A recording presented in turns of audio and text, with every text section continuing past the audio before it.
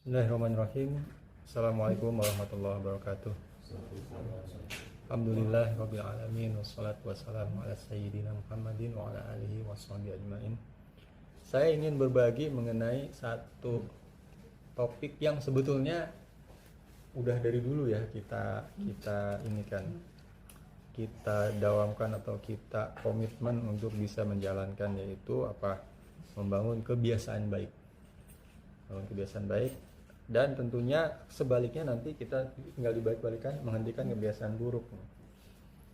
Ini disarikan dari buku yang namanya yang nulis orang Amerika, namanya James Clear. Dia berdasarkan pengalamannya sendiri digali, dirumuskan secara sistematis. Sebetulnya yang tadi kita udah kenal ini, cuma ini dituliskannya sistematis gitu. Jadi lebih mudah dimengerti dan lebih mudah dipraktekkan. Kurang lebih seperti itu. Jadi ada dua bagian. Yang pertama adalah mengenai 3 prinsip dasar. Di sini ya, ada 3 nanti. 3 prinsip dasar ditambah nanti 4 cara untuk membangun kebiasaan. Jadi 3 prinsip dasar dulu. Yang pertama mengenai ini. Dia menguraikan mengenai kebiasaan-kebiasaan kecil yang ternyata dampaknya itu luar biasa. Dampaknya besar sekali. Dicontohkan sama dia mengenai kisah British Cycling tahun 2003. British Cycling itu organisasi pemerintahnya yang mengayomi olahraga sepeda. Kalau di kita apa namanya tuh ya?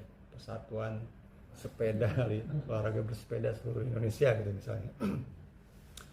Nah, di tahun 2003 itu ada satu perubahan di mana sebetulnya sejak tahun 1908 itu hampir 100 tahun ya. Itu Inggris itu hanya pernah mendapatkan 1 medali emas di dalam Olimpiade, 1. Jadi 100 tahun bayangin cuma 1. Jadi betapa nggak dipandang ya kan tim Inggris itu. Kemudian Tour de France itu nggak pernah juara, dia Tour de France. Nah, bahkan ada satu produsen sepeda yang melarang tim Inggris ini menggunakan sepedanya dia, takut citranya turun gitu. Citranya sangat jelek gitu. Jadi luar biasa ya, begitu terpuruknya tim Inggris itu pada saat itu seperti itu. Nah, tahun 2003 itu mereka meng-hire satu orang namanya Dave Brailsford gitu. Nah, si Dave Brailsford ini punya program, sederhana programnya, yaitu apa? Membuat perbaikan, improvement kecil-kecil aja, cukup 1% aja katanya. Perbaikan kecil 1% aja, tapi itu harus dilakukan secara kontinu, perbaikan itu. Nah, itu dijalankanlah program itu, perbaikan itu yang segala macam ya, dari yang besar sampai yang kecil. Misalnya dia mengganti jok dengan yang bahannya yang lebih nyaman buat para pembalap. Kemudian bannya dilap dengan alkohol supaya gripnya ke tanah itu lebih bagus katanya. Terus kemudian menggunakan sensor-sensor biofeedback ya. Kalau kita kayak jam sekarang kayak gini, zaman dulu itu kan canggih banget ya. Kalau sekarang sih udah biasa. Bukan hanya itu, dia juga melakukan pengujian. Ini mereka mengujian terhadap jenis kain untuk pakaiannya. Ini kain yang seperti apa gitu yang paling cocok, yang paling aerodinamis gitu. Jenis pakaian, kemudian modelnya seperti apa, bahkan warnanya aja dipilihin tuh yang paling gitu. Itu kan sebenarnya kecil ya. Aerodinamisnya seberapa sih gitu. Bahkan dia ada pengujian terhadap ini gel untuk urut gitu. Yang mana yang paling bisa merecover, yang paling bisa menyembuhkan itulah kalau ini, merecover kondisi otot gitu. Kemudian dia mendatangkan orang kesehatan untuk ngajarin cuci tangan. Supaya apa? Supaya si pemain ini, pembalap ini terhindar dari flu gitu pada saat sebelum pertandingan. Bukan hanya itu, jenis bantal, bahan bantalnya, bentuk bantalnya, kasurnya itu diteliti mana yang bikin tidur nyenyak gitu. Kayak gitu. Sampai kamarnya itu dicat putih semua katanya. Supaya apa? Kalau ada noda, ada kotoran itu bisa langsung kelihatan dan dibersihkan. Karena itu bisa berpotensi untuk menjadi penyakit buat para pembalap. Jadi itu dikumpulin semua yang kecil-kecil itu sama dia, tapi itu diperbaiki. Dan hasilnya 5 tahun kemudian, tahun 2008, Olimpiade Beijing, 60% medali emas diborong sama tim dia. 4 tahun kemudian 2012 pada saat Olimpiade di London, itu bahkan timnya itu memecahkan 9 rekor Olimpiade, diantaranya 7 diantaranya adalah rekor dunia. Jadi luar biasa. Betapa yang kecil itu kemudian ternyata kalau dilakukan secara konsisten terus-menerus selama jangka waktu tertentu, jangka waktu yang lama, itu bisa menjadi dampaknya luar biasa seperti itu. Lanjut, nomor 2 kebiasaan 3 prinsipnya, fokus pada merubah proses, bukan hasil. Maksudnya apa? Nah, kalau kita sudah punya tujuan, punya satu goal ya, punya satu keinginan, cita-cita, tetapkan cita-cita, goalnya tetapkan. Contohnya itu ada orang yang ingin turun berat badannya gitu, ingin turun berat badannya, mungkin karena terlalu berat ya, dia ingin turun berat badannya. Nah, mengikuti nasihat dokter, dia harus berolahraga setiap hari minimal 30 menit. Ya udah, ini kan jadi ada tujuan, ada proses. Tujuannya apa? Tujuannya adalah ingin turun berat badan. Hasilnya ingin turun berat badan. Prosesnya dia harus olahraga setiap hari 30 menit. Nah, orang yang fokusnya pada hasil itu begitu habis olahraga nimbang badannya. Waduh, belum turun gitu. Nimbang badan. Waduh, belum turun gitu. Gitu. Kalau itu pada hasil. Nah, jangan begitu kata si buku ini. Fokus aja pada proses. Jalani prosesnya. Hasilnya jangan dipikirin dulu gitu. Yang penting udah tahu kan caranya begini, udah jalanin dulu gitu. Bedanya apa sih antara berfokus pada hasil dan proses? Kalau kita fokus pada hasil, itu nanti pengaruhnya terhadap jiwa kita itu nggak bahagia gitu. Waktu kita habis olahraga tuh, terus nimbang beratnya segitu-gitu aja, aduh kan nggak dapat reward gitu. Sementara manusia itu dia akan melakukan sesuatu berulang kali, mengulangi lagi perbuatannya, kalau dia dapat reward, kesenangan, wah alhamdulillah gitu. Nah, jadi kalau kita fokusnya pada hasil, itu kebahagiaan kita tertunda. Sebaliknya kalau pada proses, wah pokoknya gue nih olahraga aja dulu, bodo amat lah mau beratnya turun apa enggak, yang penting olahraga dulu. Begitu bisa olahraga hari ini 30 menit, wah puas banget, seneng banget kan. Nah, itu satu. Jadi besoknya akan diulangi lagi karena perasaan senang itu. Kemudian kalau kita fokusnya kepada hasil, itu perubahannya sesaat. Misalnya gini, waduh ini kamar berantakan banget gitu. Pokoknya tujuannya saya besok mau merapikan kamar. Gitu. Rapi dah kamarnya. Tapi saat itu aja. Kalau gaya hidupnya nggak diubah, gaya hidup rapi, ya sudah. Besoknya berantakan lagi gitu. Jadi sesaatnya, poin kedua, sifat perubahannya sesaat. Tapi kalau kepada prosesnya, saya ingin punya kamar yang rapi, berarti prosesnya apa? Saya harus gaya hidup rapi. Sesudah menggunakan sesuatu, itu harus ditaruh lagi tempatnya gitu. Nah, yang fokusnya apa? Ini prosesnya ini. Habis menggunakan sesuatu, rapiin lagi, bangun tidur dirapikan gitu. Nah, itu insya Allah perubahannya akan permanen. Nah, kemudian jangan lupa bahwa merubah hasil itu, kalau tadi ke kejuaraan, contohnya ya, ada kejuaraan, yang menang sama yang kalah tujuannya sama nggak? Hasil yang ingin diperoleh sama nggak? Sama kan, sama-sama pengen menang. Jadi kalau fokusnya ke menang, ini bukan menjadi diferensiasi, bukan menjadi perbedaan antara yang menang sama yang kalah. Fokusnya sama-sama ke menang gitu. Nah, tapi kalau ke proses, kita fokusnya ke proses, memperbaiki proses, ini yang menentukan menang atau enggaknya gitu. Ya. Jadi seperti itu. Nah, yang ketiga, perubahan hendaknya itu perubahan yang berbasis identitas. Ya, ini juga pernah kita bahas sebelum-sebelumnya, cuma dengan bahasa yang lain. Nah, maksudnya apa? Kalau merubah sesuatu itu, pertama tadi kita merubah hasilnya. Kita ingin turun berat badan. Atau kalau seorang perokok, dia ingin berhenti merokok, gitu ya. Terus prosesnya bagaimana?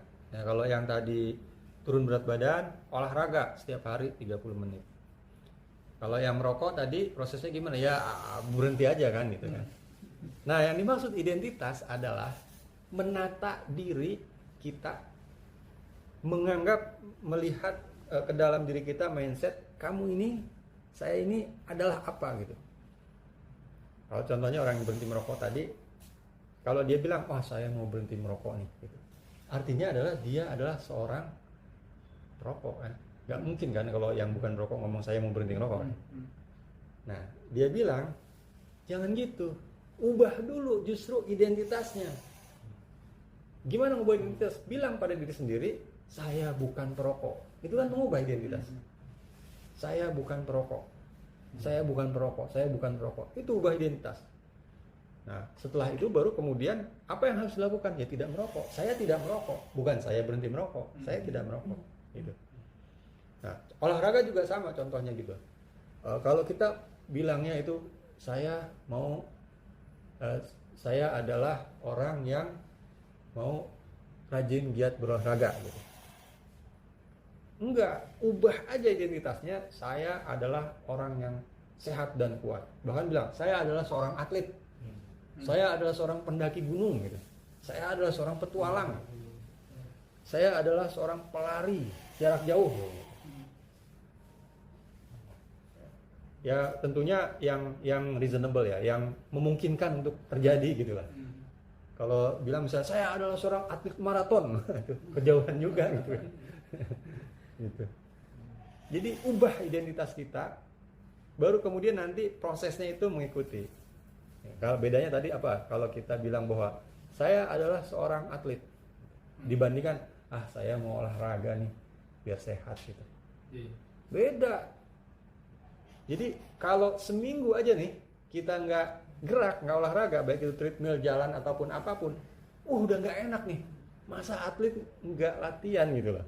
Nanti kalau tiba-tiba diajak hiking sama Pak Berry gimana? Waduh, masa ngap-ngapan duluan kan gitu. Padahal kita udah image-nya memandang diri sendiri itu adalah guide gitu, guide buat hiking, trekking, nah gitu. Jadi itulah yang memotivasi kita kemudian untuk dimanapun, kapanpun itu, baik itu lagi di luar kota atau bahkan di rumah lagi hujan atau apa, tetap mengusahakan untuk olahraga. Kenapa? Karena kita menganggap diri kita itu seperti itu. Ya, jadi identitas. Lifestyle-nya akan menyesuaikan dengan identitas kita kan. Gitu. Kalau kita memandang, misalnya seseorang memandang bahwa dirinya saya adalah seorang selebriti, wah pasti kan tampil, pokoknya nggak sembarangan lah gitu kan. Karena dia tahu orang-orang memperhatikan dia gitu, bahkan ngambil fotonya diam-diam, di-upload gitu. Ya.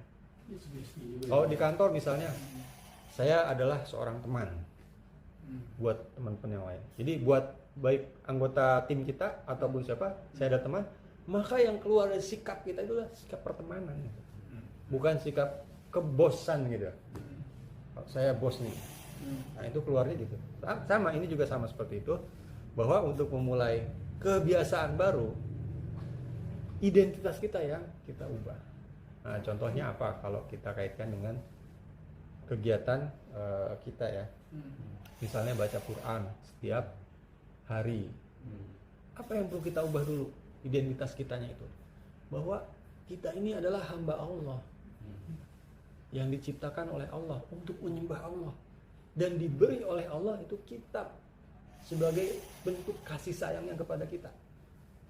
Nah itu yang kita ubah. Dengan demikian maka kemudian membaca Quran itu menjadi satu keinginan, keharusan, bukan keharusan yang jadi beban, enggak, tapi rindu kita nantinya. Sama seperti si atlet ini yang merindukan latihan tadi.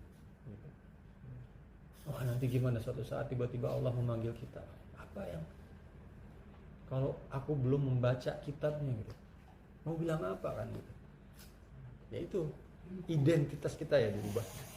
Itu jadi berbagai aktivitas ibadah kita, kalau kita mau biasakan, identitas kita perkuat sebagai seorang muslim, sebagai seorang penghamba Allah. Itu kuncinya. Jadi kalau teman-teman nih baca Qur'annya rada-rada bolong-bolong, identitasnya harus diperkuat lagi. Kembali lagi kepada diri kita sendiri, renungi lagi bahwa kita adalah hamba Allah yang dilahirkan ke muka bumi ini, tugasnya hanya satu, yaitu untuk menyembah Allah Subhanahu wa taala. Identitas itu.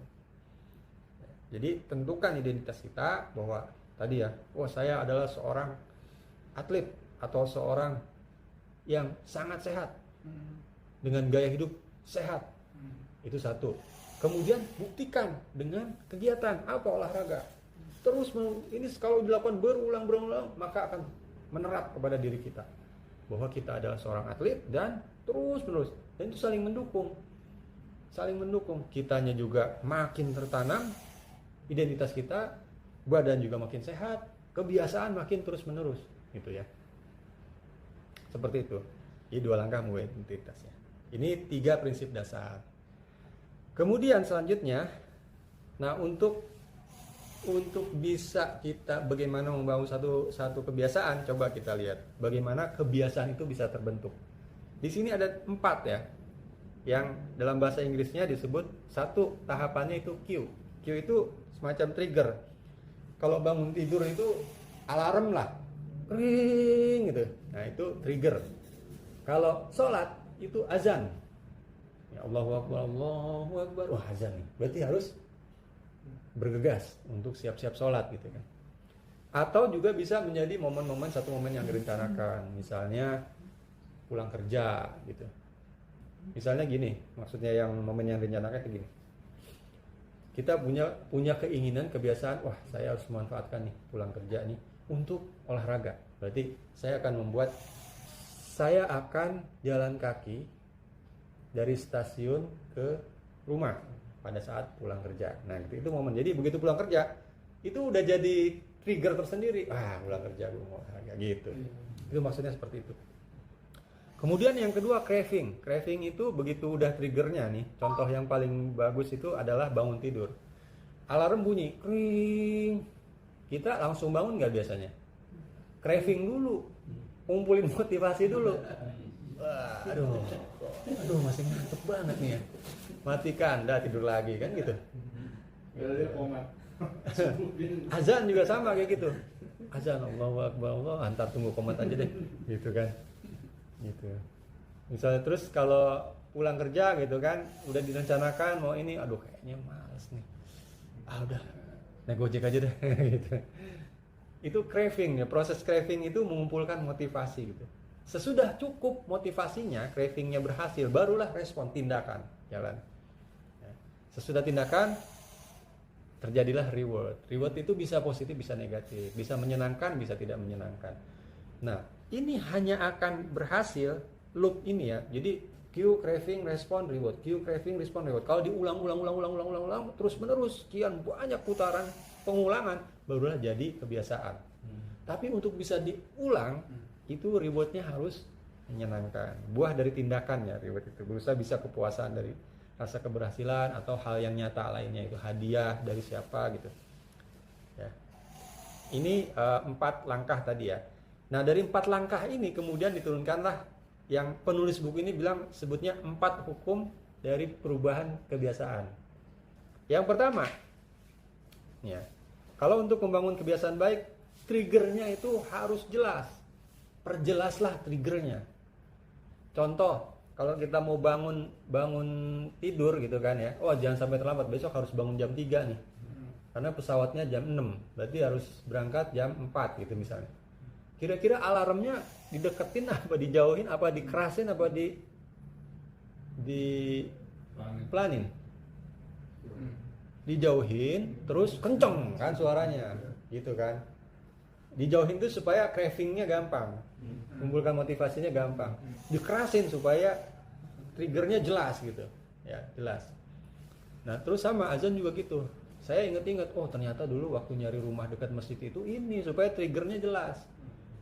Begitu azan nih, kalau di sini kita lagi ngobrol azan, udah nggak bisa ngomong, kenceng banget suaranya kan, gitu. Itu triggernya jelas. Salah satunya ya, walaupun itu nggak ngejamin, tapi kalau triggernya nggak jelas, itu lebih susah lagi deh.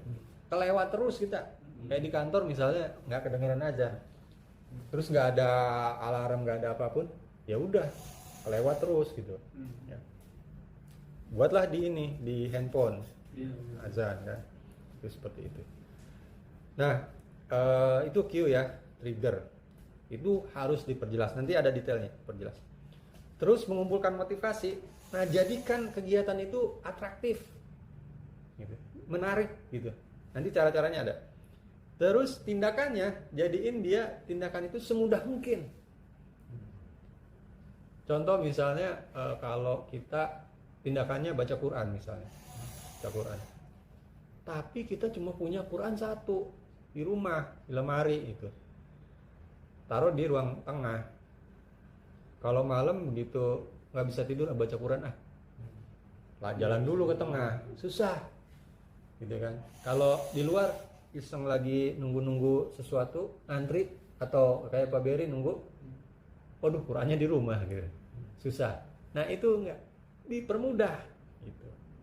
Gimana caranya? Ya permudah, gampang lah, cara-caranya bisa lah tahu seperti apa.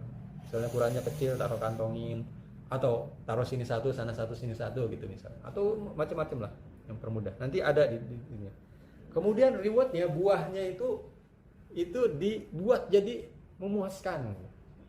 Ya, kita kasih reward pada di sini, atau nanti ada cara-caranya. Nah ini dia ya.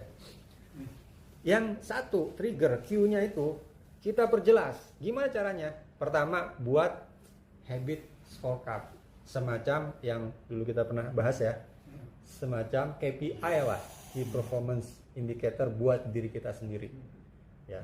Atau buat habit statement atau apalah. Intinya itu bisa kita catat, bisa kita mengerti dengan jelas. Contoh yang 1.2 ini yang bisa kita lakukan untuk membuat menjadi jelas. Saya akan melakukan kebiasaan pada waktu di tempat. Contohnya gini, kita mau membiasakan diri olahraga setiap pagi. Itu kita tulis begini, saya akan berjalan kaki setelah sholat subuh di masjid, atau maksudnya dari masjid ke rumah. Dengan menuliskan ini jelas gitu. Coba bandingkan dengan, oh ya, saya mau olahraga setiap hari. Nah, nggak jelas kapan, di mana, seperti apa gitu, nggak jelas. Tapi kalau kayak tadi, saya mau jalan, atau bahkan ya, saya mau jalan kaki selama setengah jam dari masjid ke rumah setiap sesudah sholat subuh. Jelas nggak? Jelas banget ya, itu satu. Atau lakukan yang kedua. Oh itu yang 1.3 tuh contohnya. Contoh 1.3 yang tadi. Kalau yang pertama yang tadi itu, saya akan melakukan, saya akan push up sebanyak 10 kali setiap jam 6 pagi. Nah itu juga jelas. Contoh yang 1.2. 1.3 yang tadi, menggandengkan kebiasaan baru yang ingin kita bangun dengan kebiasaan lain yang sudah terjadi gitu. Yang tadi sesudah pulang kerja, itu juga yang 1.3, menggabungkan sesuatu. Setelah sholat juga 1.3 itu. Kalau yang baru ini, kita pada jam sekian kita akan melakukan apa, di mana gitu. Kemudian yang 1.4, kondisikan lingkungan agar triggernya itu, pemicunya itu, Q-nya itu menjadi jelas. Ya contohnya tadi ya, kita dekati masjid supaya apa, kedengeran kalau azan gitu. Tuh. Atau kita buat alarm aplikasi gitu ya, apa namanya, pasang aplikasi azan di handphone kita, itu lingkungan, jadi kita buat supaya Q-nya itu menjadi jelas ya. Itu triggernya. Kemudian craving, mengumpulkan motivasi nih buat jadi menarik. Gunakan bundling rayuan, melakukan sesuatu keharusan bersama dengan sesuatu keinginan. Gimana maksudnya? Nah, ini contohnya gini, ada di buku itu dikasih contoh. Ada seorang engineer, dia kerja itu sebagai seorang programmer dan juga elektrik lah, pokoknya gitu. Dia pandai teknis lah gitu. Terus dia itu hobinya, sesuatu yang dia senangi itu adalah nonton film Netflix. Sementara dia tahu bahwa dia harus olahraga gitu.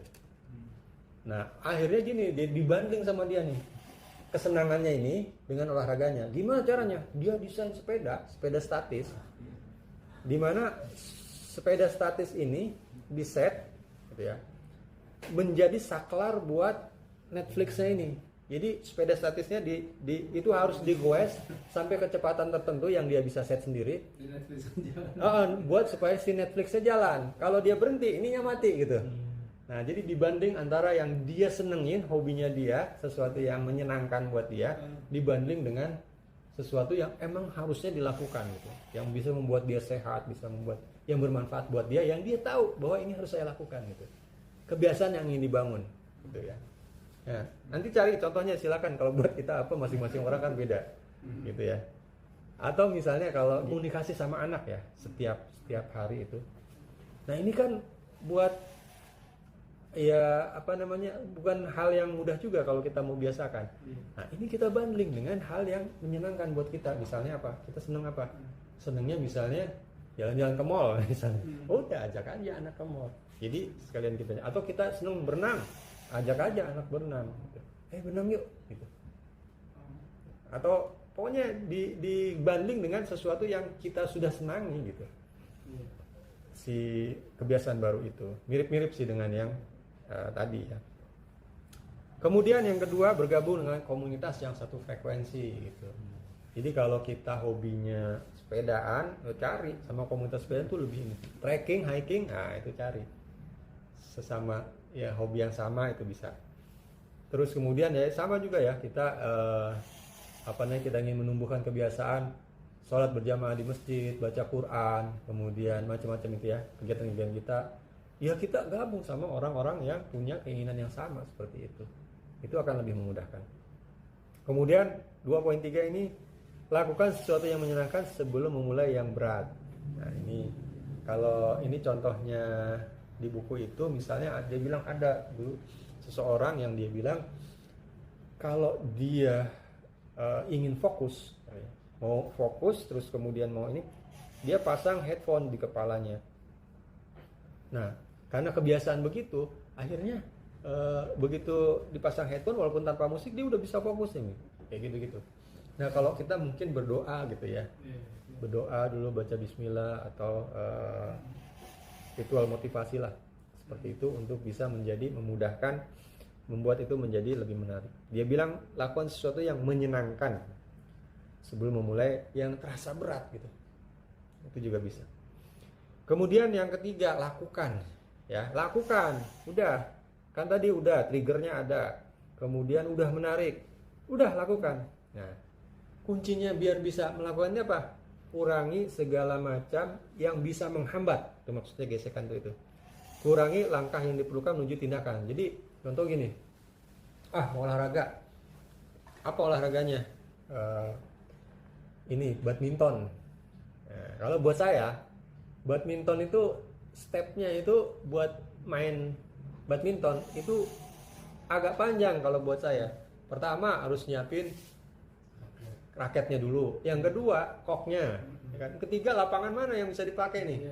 Ya kan? Keempat temennya siapa nih yang mau gitu kan? Ini banyak nih step-stepnya. Gitu. Nah, makanya saya pilih apa? Jalan. Sendiri bisa. Rame-rame bisa gitu kan. Pulang kerja bisa. Berangkat kerja bisa. Ujung-ujung juga bisa gitu. Yang penting pakai sepatu sih. Kalau sebenarnya nggak pakai sepatu kan bisa sebetulnya. Cuma karena kita udah kebiasaan kaki kita pakai sepatu, jadi kalau nggak pakai sepatu tuh bisa boncos gitulah. Gitu. Pokoknya udah pakai sepatu nyaman, udah. Gitu. Nah ini maksudnya kurangi gesekan, kurangi langkah yang perlu ditindakan, itu seperti itu. Gitu ya. Jadi kalau pilih awal gitu kan jadi males. Iya. Kok raketnya udah ada, aduh koknya nggak ada nih. Aduh ntar aja deh. Nanti lagi deh gitu aja.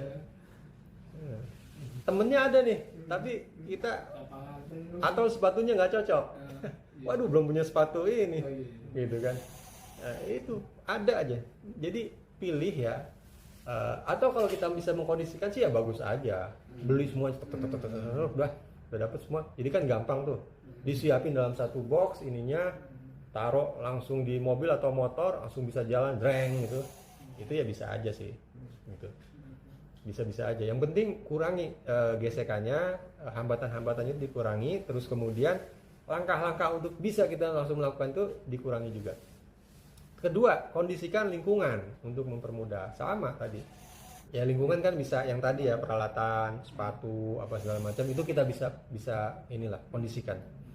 Kemudian yang ketiga, perhatikan serta kuasai saat-saat pengambilan keputusan. Itu maksudnya tadi kita udah nih, oke lah. mau olahraga, dah jalan nih gue nih. Oke, saya kemarin waktu di hotel itu jam 5:30 tuh maju mundur, mau lari. Waduh, tapi udah dari malam nih, udah kebanyakan makan nih, harus dibuang nih, harus olahraga. Jam 5 lewat masih baring-baring. Aduh, di mana nih? Olahraga apa enggak? Udah olahraga deh. Tapi di mana? Di luar apa di dalam hotel? Kalau di hotel gymnya buka jam 6. Waduh, jam 6 udah terlalu kesiangan gitu. Gitu-gitu. Akhirnya jam 5:30 kurang udah turun aja deh. Turun. Nah, ini kan pengambilan keputusan. Kita apakah olahraga apa enggak? Turun apa enggak?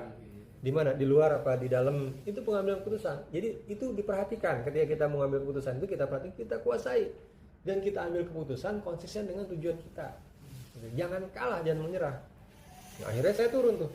Mau keluar kan 5:30 belum buka gymnya. Begitu lihat di luar, hujan. Waduh, ngambil keputusan lagi nih. Balik ke kamar apa ke gym. Ya. Akhirnya saya paksain ke gym lah. Siapa tahu udah buka kan sana. Begitu ke sana emang nggak dikunci, tapi orang-orangnya belum ada. Begitu saya masuk baru mau pakai treadmill, dipanggil, "Pak, oh ini olahraga." Iya. "Oh, tolong isi dulu," katanya. Datang dia kan. Isi dah. Kasih anduk, kasih aqua, dah. Lari dari situ. Wah, alhamdulillah kan. Dapatlah olahraga itu, tujuan tercapai. Wah, seneng kan gitu. Jadi itu perhatikan saat-saat kita pengambilan keputusan itu, di situ kuasai diri kita dan waraslah di situ gitulah. Jangan tergoda kemalasan, jangan tergoda apalah yang mengalihkan kita dari tujuan kita. Kemudian gunakan aturan 2 menit. Nah, ini maksudnya apa? Jadi setiap kebiasaan itu punya skala, maksudnya size ukurannya. Contohnya gini. Ya, saya adalah pelari. Ini tujuannya bisa kebiasaannya itu adalah bisa saya menjadi seorang pelari jarak jauh. Nah, kegiatannya apa? Lari maraton. Yang lebih sedikit lagi lari 10 km. Lebih sedikit lagi lari 5 km. Lebih sedikit lagi lari misalnya 15 menit gitu. Nah, si buku ini bilang pada setiap kebiasaan yang ingin kita bangun, usahakan perkecil dulu. Bahkan dia bilang 2 menit dulu. Yang penting terbiasa katanya. Jangan fokus pada tujuan yang besarnya itu. Enggak, udah 2 menit dulu aja. Contohnya kita ingin menjadi pembaca buku ya, kita ingin menumbuhkan kebiasaan membaca. Fokusnya jangan, wah gue mau ngabisin buku ini dulu, satu buku. Enggak, jangan. Udah aja. Saya ingin membaca sebelum tidur tuh, setiap sebelum tidur 2 halaman. Nah, gitu. Atau bahkan 1 halaman gitu. Pokoknya kurang dari 2 menit, aturannya 2 menit gitu. Jadi setiap kali memulai satu kebiasaan, jangan targetkan lebih dari 2 menit, dia bilang gitu. Yang penting jadi dulu gitu, dilakukan dulu, terbiasa dulu, baru nanti nambahnya belakangan. Nah, ini ya aturan 2 menit. Yang ketiga, kalau bisa diotomatiskan, otomatiskan. Misalnya apa? Mengukur, kita punya target 10.000 langkah sehari, pakai gelang yang bisa hitung ya. Udah banyak itu gelang-gelang itu yang bisa ngitung. Contoh aja. Jadi permudah ya, lakukan dan permudah. Kemudian rewards, buat jadi memuaskan. Jadi gunakan penguatan. Misalnya gini, begitu tadi kemarin saya dapat alhamdulillah bisa olahraga tadi itu pagi-pagi setelah berbagai godaan dilalui, dan alhamdulillah olahraga terkuat diri kita di situ. Alhamdulillah ya Allah, Engkau memberikan kekuatan kepadaku untuk bisa terus sehat, menjadi seorang atlet, menjadi seorang yang kuat. Diperkuat gitu. Jadi kasih reward kepada diri sendiri. Walaupun secara alami sebetulnya Allah sudah ngasih reward kepada kita berupa hormon endorfin. Kalau kita olahraga dengan intensitas yang cukup, muncul hormon endorfin, itu sesuatu yang membahagiakan gitu. Dan sudah sangat orang-orang sudah sangat tahu ya di mana dunia ini bahwa untuk memperbaiki mood, ya kalau kita nggak mood, bete kan, olahraga setengah jam aja lari-lari itu bikin kita lebih positif, lebih segar, hilang lah bad moodnya, itu hilang, ganti jadi good mood ya. Kemudian jadikan tidak melakukan menjadi menyenangkan. Nah, ini untuk menghindari kebiasaan buruk. Nah, contohnya gini, misalnya ada orang katanya gini, dia itu boros. Kalau habis gajian, dia datang ngelihat ke mana pengen beli, lihat kemana beli. Itu setiap bulan itu uangnya habis-habis aja gitu untuk hal-hal yang nggak perlu. Nah, ternyata dia ganti, tidak melakukan, artinya tidak membeli barang yang dia inginkan itu dengan sesuatu yang menyenangkan. Gini caranya, begitu dia melihat sesuatu, misalnya baju bagus nih, wah keren banget nih, gue belum punya nih yang warna kayak gini nih. Nah, dia udah mau beli, dia ganti. Berapa nih harganya? Misalnya 300.000, diganti sama dia 300.000-nya masukin ke tabungan. Nih canceling gue nih sebagai pengganti dari ini. Dah, tahan. Nah, begitu dimasukin ke sini, teng, dia udah dapat kesenangan tersendiri dengan ini gitu. Jadi diganti dengan hal yang menyenangkan buat dia. Masukin. Jadi tidak melakukan, tidak beli itu diganti dengan ini untuk nah, kalau contohnya orang berhenti ngerokok, begitu dia mau ngerokok, dia ganti dengan permen yang menyenangkan gitu. Yang ketiga 1.3, satu lagi nih salah. 4.3, gunakan habit tracker, catat. Nah, ini kan yang dulu kita pernah bahas juga ya. Catat itu. Kenapa dicatat? Nanti kalau teman-teman ya ngelihat, kalau sekarang ini ya yang tadi saya bilang, kalau sekarang ini kita olahraga nggak akan kerasa hasilnya, langsung tuh nggak akan kerasa. Tapi begitu kita lihat catatan kita selama misalnya setahun, 2 tahun, 3 tahun, lihat, wih setiap hari, seminggu 3 kali, itu udah terasa, wah alhamdulillah beneran jadi atlet nih gitu kan, sehat alhamdulillah. Itu merupakan satu reward tersendiri ketika kita melihat catatan kita itu. Ya.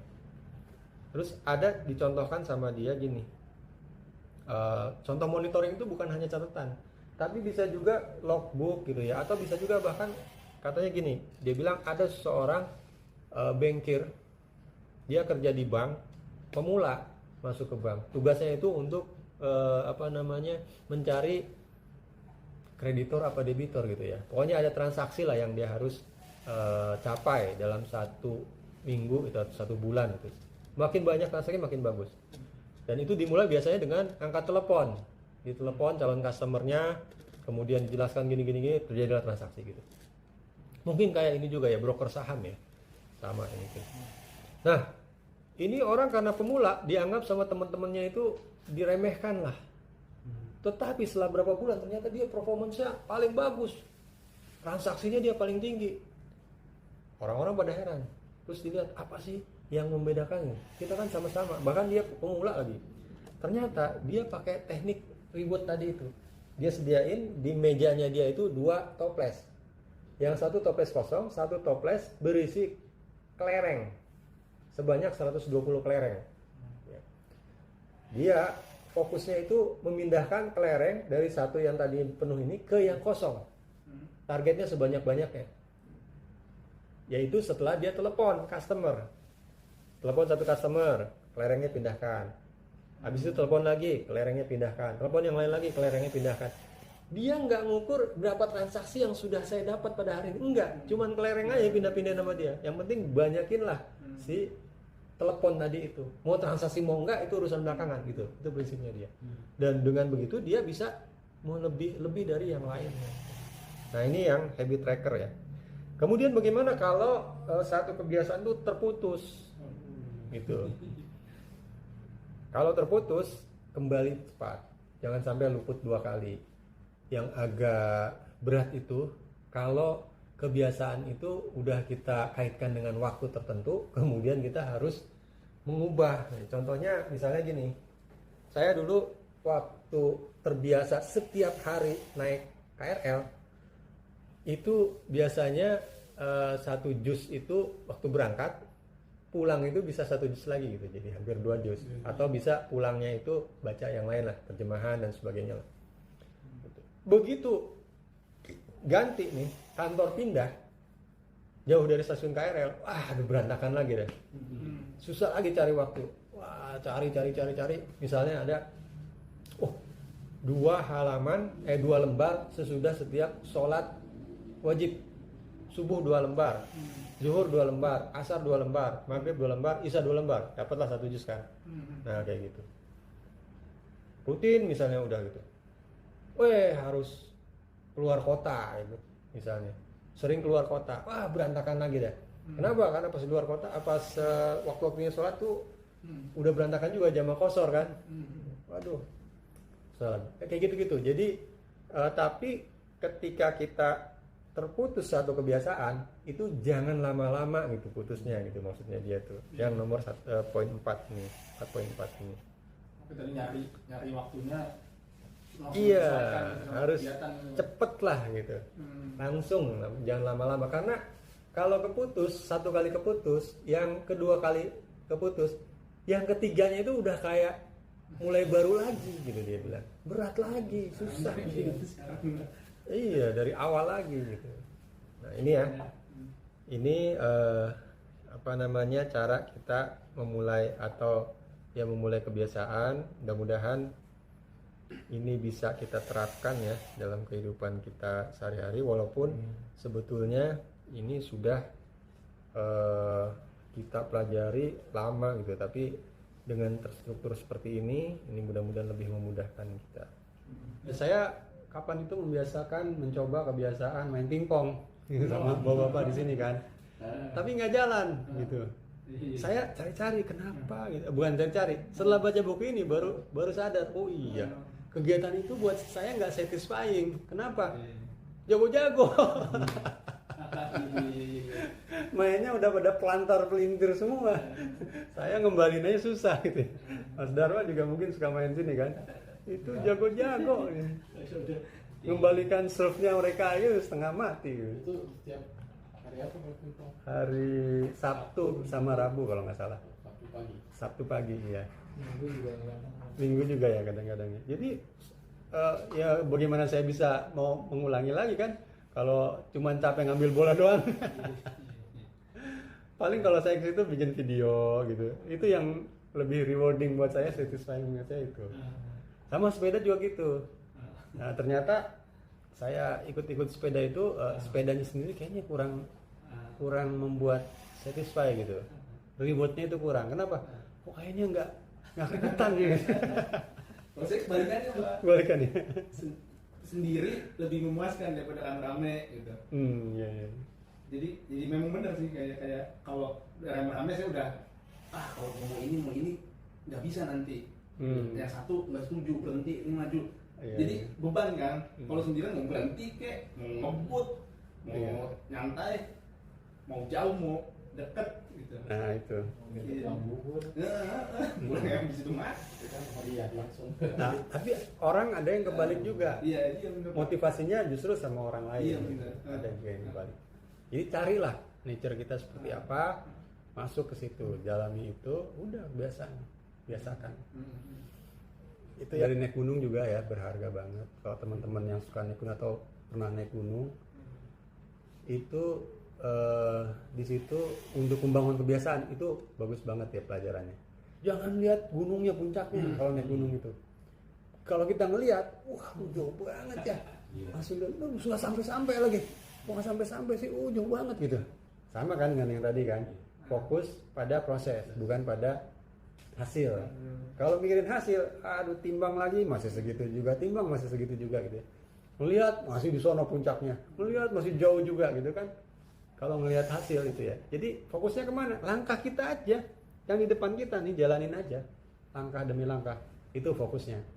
Terus yang kedua prinsipnya adalah bahwa terus bergerak dan jangan ngotot, jangan memaksakan diri untuk lebih cepat sekarang. Enggak, jalannya aja sesuai dengan kemampuan kita.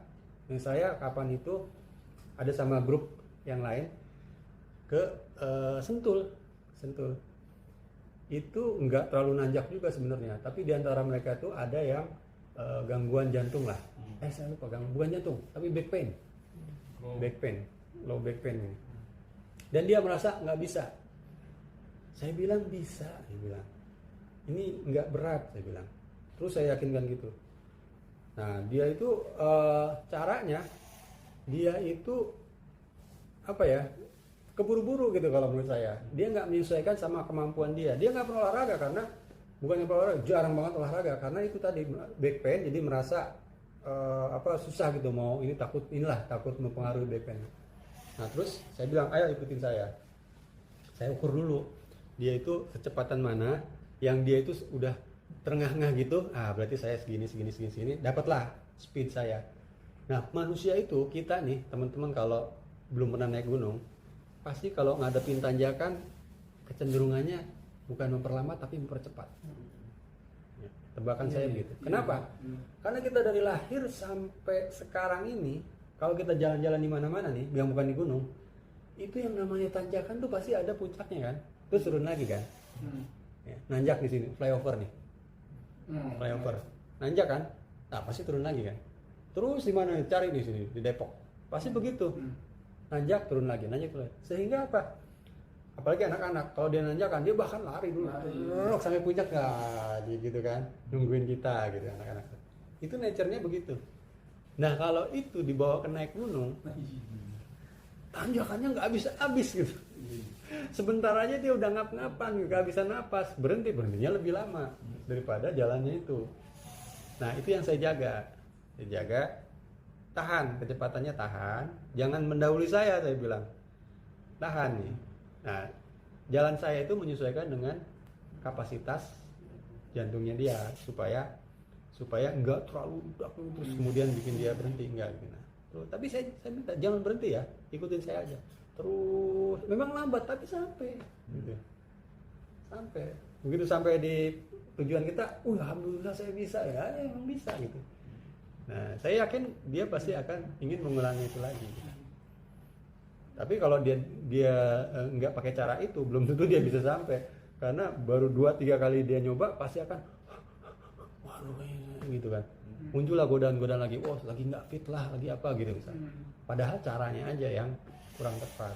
Dia pakai cara jarak pendek, sementara medannya itu jarak jauh gitu. Berarti harus ada ilmunya juga ya kalau Iya, pengen semangat tapi nggak ada. Nah itu kebanyakan begitu memang, kalau yang baru-baru itu pasti begitu. Ya. Baik, mungkin itu ya pertemuan kita pada malam hari ini. Alhamdulillah. Yang terpenting lagi ya daripada pertemuan kita ini adalah sebagaimana selalu saya bilang, bagaimana kita melaksanakannya, menjalankannya dalam kehidupan kita sehari-hari. Ini itu aja, kita tutup sama-sama dengan doa kafaratul majlis. Subhanakallahumma bihamdika asyhadu an la ilaha illa anta astaghfiruka wa atubu ilaik. Kurang lebihnya saya mohon maaf. Assalamualaikum warahmatullahi wabarakatuh. Waalaikumsalam warahmatullahi wabarakatuh.